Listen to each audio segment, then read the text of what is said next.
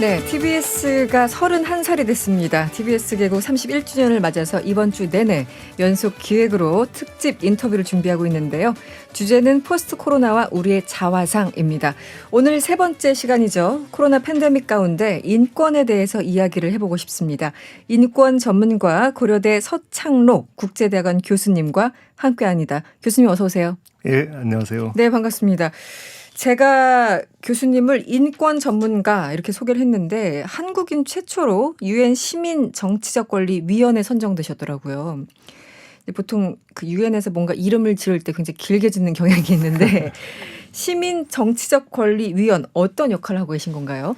예, 말씀하신 대로 이름이 좀 너무 길죠. 맞아요. 네. 예, 시민적 정치적 권리라고도 하고 짧게 자유권위원회 이렇게도 얘기하는데요. 네. 유엔의 여러 가지 조약기구 중에 유엔 인권 조약기구 중 하나이고요. 이제 173개국의 회원국이 있고 그 회원국의 시민적 정치적 그 인권에 대한 감시를 하는 기구라고 보시면 되겠습니다. 그럼 실질적으로 이제 그 위원들이 여러 분 계실 거잖아요. 예, 18명 있습니다. 18분. 예, 예. 그럼 같이 어떻게 활동을 하시나요? 지금 이제 코로나라서 뭐 대외 활동을 하시긴 좀 어려울 것 같긴 합니다만. 예, 지금 온라인으로도 하고 있고요. 온라인으로 회의하시고. 예, 예, 1년에 3달 정도를 합니다. 아, 1년에 3달 정도. 예, 예. 알겠습니다. 지난 3월에 이제 교수님이 인권 전문가시기도 하고 사실은 책을 쓰셔서 인권의 스펙트럼에서 지금 코로나 팬데믹을 한번 보자라는 취지로 저희가 이제 교수님을 모셨어요. 지난 3월에 나는 감염되었다 이런 제목으로 무시무시한 제목으로 책을 출간하셨는데 어떻게 책을 쓸 생각까지 하셨어요? 예. 네. 그 제목이 좀 자극적이라서 네. 좀 무섭게 들리는데요. 네. 사실은 굉장히 따뜻한 책입니다. 따뜻한 책. 예. 근데 직관적이어서 좋습니다. 사실 예. 전 개인적으로. 네. 제가 작년 그러니까 2020년 3월에 그 당시에는 아직 한국에는 크게 환자가 나오지 않을 텐데요. 그때 뉴욕에 출장을 갔다가 네. 그때 뉴욕에서 갑자기 이제 코로나가 유행을 하고 그렇죠. 거기서 코로나에 감염이 되었습니다. 아, 뉴욕에서. 예, 네. 뉴욕에서. 그래서 감염된지 모르는 상태에서 서울에 귀국을 했고요. 네. 귀국해서 이제 검사를 받고 확진 판정을 받고 네. 이제 병원에 들어가서 이제 3주간 입원을 했었죠. 아, 확진자가 많다고 해도 개개인이 느끼는 그 어떤 감정이나 상황이나 이런 거에 따라서 굉장히 좀 다르잖아요. 예. 네, 느끼는 어떤 분들은 아주 씩씩하게 예. 그걸 지나시는 분들도 있고 어떤 분은 굉장히 또 고통스러워하시고 예. 교수님은 개인적으로 어떤 시간을 보내셨습니까? 저는 이제 뭐 육체적인 고통으로 하면은 굉장히 많이 아팠고요. 근데 다행히 뭐 지금은 완전히 완쾌가 돼서 네네. 뭐 크게 후유증이 없는 게 너무 천만다행이고요. 네. 근데 당시에는 이제 뭐 표현하기 어려울 정도로 이제 많이 아팠는데 그 아픈 것도 그렇지만 이제 그때는 이제 코로나 바이러스에 대해서 충분한 정보가 없을 때라서 네네. 좀 초기여서. 예, 네. 죽는 줄 알았죠. 그냥 뭐 치사율도 정확히 모르고. 네네. 그래서 그런 거에 대한 공포가 굉장히 많았던 것 같아요. 그 성북구 13번 확진자 이렇게 분류가 되셨을 때 느낌도 참 이게 말로 표현하기도 어려웠을 것 같은데 인권의 관점에서 보면 당시 어떤 느낌을 받으셨어요? 그 검사하는 과정, 격리되는 과정, 또 치료받는 과정, 또 그 이후의 과정 굉장히 이 전문가기 때문에 더 민감하게 받아들이는 대목들이 있었을 것 같아요. 어떤 얘기를 가장 먼저 해주고 싶으신가요? 그래서 제가 책을 쓰게 된 그 이유가 네. 사실 그런 특별한 경험을 했기 때문에 근데 특별한 경험이라는 그 의미가 이제 저 개인적으로도 이제 성북구 13번 확진자라는 이런 하나의 꼬리표가 달려서 저를 이제 고려대학교 교수, 유엔 인권위원 이렇게 보지 않고 네네. 뭐 코로나 바이러스를 그 미국에서 가져온 좀 안 좋은 사람 네네네. 이렇게 이제 표현되는 것 뭐 그런 것들이 굉장히 저한테 이게 좀 충격이었고요. 그리고 저는 이제 인권을 오랫동안 생각한 사람으로서 인권의 측면에서 이렇게 좀 들여다보게 된 당연히. 거죠. 네네. 그 구청에서 이제 전화가 와서 이제 역학 조사를 시작하는데 그래서 이제 제 크레딧 카드, 신용카드, 그다음에 제 핸드폰 번호로 이제 다 위치 추적을 해서 이제 제가 물론 어디를 들렸다라는 얘기를 하지만 이제 당국에서는 그걸 조사를 하는 거죠. 네, 뭐 기억이 안 날 수도 있고 안 날 또 수도 누군가는 있고 거짓말한 사람도 예. 있었고 하니까. 네. 그래서 뭐 그렇게 그런가 보다 했는데 또 마지막으로 제가 좀 충격적이었던 거는 네. 사진을 하나 찍어서 보내라고 하더라고요. 제 사진을. 사진을요? 예, 그건 그래서 어떤 용도인가요? 그 이제 사진을 이제 이 안면 인식을 통해서 CCTV를 통해서 아. 제가 진짜 거짓말을 하고 있는지 진짜 네. 이제 확인을 하려고 한다는 거예요. 그렇군요. 네. 그래서 저는 그건 굉장히 좀 당황스러웠어요. 이게 무슨 근거로 이렇게 제 개인 정보를 요청을 하는지. 근데 이제 나중에 보니까 이제 2015년에 감염 예방법이 이제 개정이 되면서 네네. 이제 정부가 그 개인 정보를 위기 상황에는 가질 수 있는 법이 통과가 됐다고 하더라고요. 그래서 그런 법을 개정할 때 네. 과연 그런 인권적인 측면을 충분히 고려했는지 그런 거에 대한 이제 의문이 생겼죠. 네. 그 디지털 시대이기 때문에 더더욱 더 면밀하게 바라볼 수도 있고 사실 우리 크레딧 카드랑 전화번호 정도만 보면은 이 사람의 어떤 삶이 보일 때도 있잖아요. 그렇죠. 예. 그 얘기는 이제 그 거꾸로 얘기하면은 그만큼 인권 침해를 받을 수 있는 상황들이 굉장히 널려 있다라는 건데 그렇죠. 예. 교수님은 가장 큰 문제는 어떤 거라고 보였습니까? 제가 느낀 것 중에 하나는요. 네네. 그 우리나라 사람들의 일반적으로 이런 개인정보나 사생활 침해에 대해서 좀 둔감하다는 거죠. 아, 둔감하다. 예, 네네. 그렇게 민감하지 않습니다. 그거보다는 이제 이렇게 요즘에 뭐 방역이냐 인권이냐 이런 얘기를 많이 하는데 물론 이제 양쪽이 다 필요한 거죠. 네네. 물론 정부 입장에서는 그 위험을 대처하기 위해서 어느 정도의 개인 정보를 이제 필요하기도 뭐 하고 불가피한 경우가 분명히 예. 있으니까요. 네. 그런데 그게 이제 충분히 그런 걸 고려하지 않고 이제 사생활 침해에 대해서 말씀드렸던 게 뭐냐면 이게 앞으로 디지털 시대에 그런 데이터를 통한 정보가 이제 무자비로 수집이 된다는 것이 굉장히 위험한 일을 초래할 수 있는 거거든요. 거기에 대한 심각한 신중한 생각들이 좀 부족하다는 생각을 좀 많이 했어요. 네. 그러니까 이 방역을 하면서 예를 들면은 통신 3사한테 그 개인의 정보를 네. 이제 달라고 한다든가 네네. 그런 것들이 사실은 개인의 이름과 전화번호만 가는 것이 아니라 개인의 모든 정보가 제가 그렇죠. 무슨 쇼핑을 하고 어디를 돌아다니고 이런 정보가 다 가는 거거든요. 이제 그런 데이터를 잘못 사용하게 되면 엄청난 개인의 인권 침해 피해를 줄 수 있는 건데 네. 그거를 이제 심각히 생각하지 않는 경향이 있다라는 생각을 많이 했죠. 그런데 이제 방역이냐 인권이냐 이것을 아주 양면적이기도 하지만 반드시 이렇게 대칭적인 충돌하는 개념으로만 볼 건 아니고 어느 정도 같이 갈 수도 있다 보거든요. 왜냐하면 다른 사람의 인권을 위해서라도 방역을 더 철저히 해야 된다거나 이렇게 또 논리를 설 수가 있으니까 교수님이 우려하시는 거는 지금 이 자체의 법도 어쨌든 이제 방역 관련된 어떤 법도 그 인권 차원에서 봤을 적엔 조금 무리한 부분이 있다. 이 부분에 걱정을 하시는 건가요? 아니면은 이게 잘못 이용됐을 때 정말 어마어마한 그 우려가 있다. 어느 쪽을 조금 더 걱정을 하시는 건가요? 법 자체도 또 문제가 좀 있다고 보시는 건가요? 예. 양쪽이 다 있는 건데요. 일단 이제 방역과 인권이 무엇이 우선이냐 하는 질문 자체가 네네. 조금 잘못됐다고 저는 보는데요. 네네.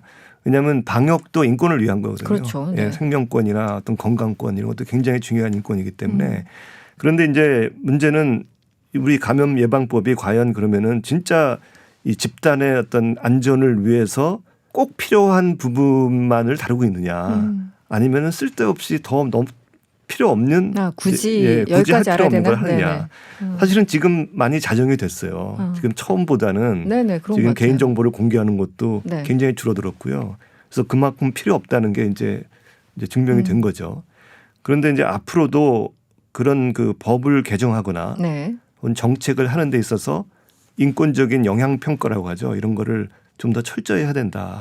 그렇게 생각을 하죠. 예를 들면 얼마 전에 서울시하고 경기도에서 그 외국인 노동자에 대해서 전수 검사를 하겠다. 네네. 근데 그런 게 이제 엄청난 차별이거든요, 사실은요. 그렇죠, 사실은. 예, 같은 일터에서 일하는데 한국 사람은 안 하고 외국인만 한다. 근데 그런 게 충분한 이제 인권적인 평가를 안 한 거죠. 그 정책을 시행하는 데 있어서. 네. 그래서 이제 뭐 저도 목소리를 냈고 인권 위에서도 얘기를 하고 그래서 결국은 철회를 했는데요. 네. 이제 뭐 그거는 한편으로 보면 또 우리나라가 그만큼 자정 기능이 있다고 볼 수도 있는데 이제 뭐 법을 만들거나 정책을 수행할 때 그런 인권적 평가가 이제 필요하다 그런 부분이고요.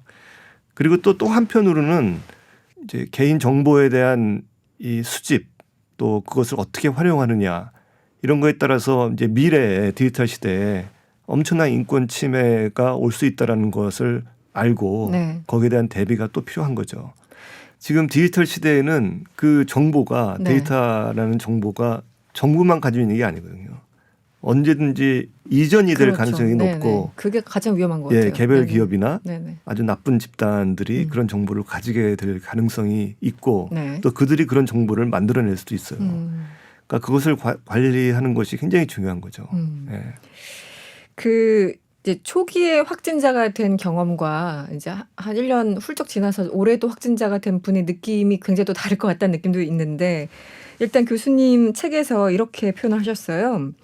코로나 확진자와 접촉자에 대한 혐오 시선에 젖어 있었다. 이런 대목이 있는데 어떠셨습니까 당시에? 네. 그때 이제 저도 확진자가 되고 나니까 그 코로나 감염자에 대해서 시선이 제가 사실 제일 힘들었던 거는 육체적 고통도 있지만 사실은 그 확진자에 대한 사회의 어떤 차가운 시선 이런 게 정신적으로 굉장히 힘들더라고요. 회복돼서 나왔는데도 불구하고. 그렇죠. 네. 나왔는데도 사람들이 꺼리고 또 코로나가 걸린 사람을 사실은 자기가 걸렸다고 자신 있게 얘기하는 사람은 별로 없어요. 네, 네. 그 저도 주변에서 네. 쉬쉬하고 또 그렇군요. 저희 부모님도 뭐 얘기하고 다니지 말아라 이렇게 얘기를 하고. 네. 저는 개인적으로 제가 뭐 인권을 하면서 소수자를 위해서 뭐 일한다고 해왔지만 사실 제가 그렇게 소수자 입장에서 그런 걸 느껴본 적이 한 번도 없어서 네, 아주 정말 피부에 와닿게 예, 경험을 와닿게, 하시는 거군요. 예. 네. 그런 거에 대한 어떤 성찰이 좀 있었고요. 그리고 그 꼭 지금 코로나 환자가 아니더라도 네. 우리 사회에 많은 그런 배제된 사람들 이런 사람들의 이제 배려라는 게 네. 굉장히 중요하고 또 저는 개인적으로 이 디지털 시대에 더욱더 중요하다고 생각하거든요. 이제 그게 없으면은 우리 사회가 건전하게 이제 이렇게 발전할 가능성이 없다라고 보기 때문에 그런 성찰을 좀 많이 했죠. 네, 확진되고 이제 완전히 회복된 다음에도 지금 말씀하신 것처럼 곳곳에서 혐오, 차별, 뭐 이제 거부하고 회피하고 여러 가지 시선들이 있고 행위들이 있습니다. 그래서 정신적으로 너무 고통스럽다 이렇게 호소하시는 분들도 여전히 계시거든요. 어떤 말씀을 좀 해주고 싶으신가요? 이 사회에. 네. 우리 사회에 사실은 우리가 메르스라는 경험이 있었죠. 그렇죠. 2015년에 네네. 우리나라가 많은 환자가 나왔고 상대적으로 굉장히 적은 수지만 몇백 명에 불과하지만 제가 조사를 해보니까 그 살아계신 분들 중에서 상당수가 이제 정신병을 앓고 있다고 하시거든요. 아, 당시. 예, 근데 네. 그게 이제 병의 후유증이라기보다는 네. 우리 사회가 준 병이라고 볼 수 있죠. 네. 근데 코로나에 감염된 분들도 사실은 많은 분들이 그 정신병에 시달리고 계세요. 네네. 사실 저도 병원에 있을 때 조금 그런 증상이 있어서 아, 정신적인 어떤 고통들. 고통 때문에 그런 증상 때문에 약을 복용하고 했는데 이런 얘기는 더욱더 못하죠. 근데 이것이 이제 퇴원하고 나서도 지속됐을 때 그들이 받는 고통이란 굉장히 크기 때문에 그런 거에 대해서 좀 우리가 공감하고 이해하고 이제 코로나에 감염되거나 뭐 피해 본 사람들이 가해자라는 생각은 좀 버려야 되지 않겠느냐. 네. 제가 책을 쓰고 나니까 네. 지금도 이제 리뷰 같은 데서 그렇게 이제 좀 나쁜 댓글을 이제 붙이는 분들도 많아요. 네. 그러니까 뭐 코로나에 걸린 게 뭐 자랑이냐. 교수님 아시겠지만 댓글 안 보시는 게 정신 건강에 좋습니다. 네. 그래서 네. 그런 이제 우리 사회 전체에 그런 좀 또 이런 차별, 배제, 혐오의 문제가 지금 전체적으로 사회가 어렵다 보니까 꼭 코로나 환자뿐만 아니라 소수자들에게 굉장히 커지고 있잖아요. 그렇죠. 차별도 네. 심해지고 이제 이런 것이 사실은 앞으로 포스트 코로나 시대에 저는 제일 큰 문제라고 생각을 해요. 그 이슈로 좀 넘어가 볼게요. 이제 코로나의 그 한정에서 그 인권과 관련된 여러 가지 내용들 좀 질문을 드렸는데 사회가 이렇게 어려워질수록 어떻게 보면 이제 공동체이기 때문에 더 연대감을 느껴야 되고 이렇게 머리로는 그렇게 생각을 하게 되는데 사실 사회가 좀 어렵고 경제적으로 어렵고 이렇게 될수록 사람들은 누군가 적을 만들어내고 혐오하고 뭐 구분짓기하고 이런 것들을 굉장히 잘 하잖아요. 예. 이제 굉장히 안타깝게로 예. 그게 어떤 심리일까요? 네. 뭐 그거는 사실은 인간 본성에 어느 정도 있다고 봐요. 본성. 예. 네. 위협에 있을 때 자기가 방어해야 되기 때문에 어떻게 보면 빨리 그 남을 혐오하고 조심하고 이래야 되는 거기 때문에 인간 본성이 있고 뭐 역사의 혐오와 차별의 역사는 길게 있죠. 그렇죠. 네네. 근데 이제 우리가 공동체를 만들어가면서 특히 지금 이제 지구촌이라고 하니까 그러니까 우리와 남을 이렇게 구별을 해서 남을 혐오하는 거잖아요. 우리는 혐오하지 않고. 네네. 근데 이제 우리라는 게 지구 전체의 공동체라고 보면 혐오가 없어져야 되는 거죠.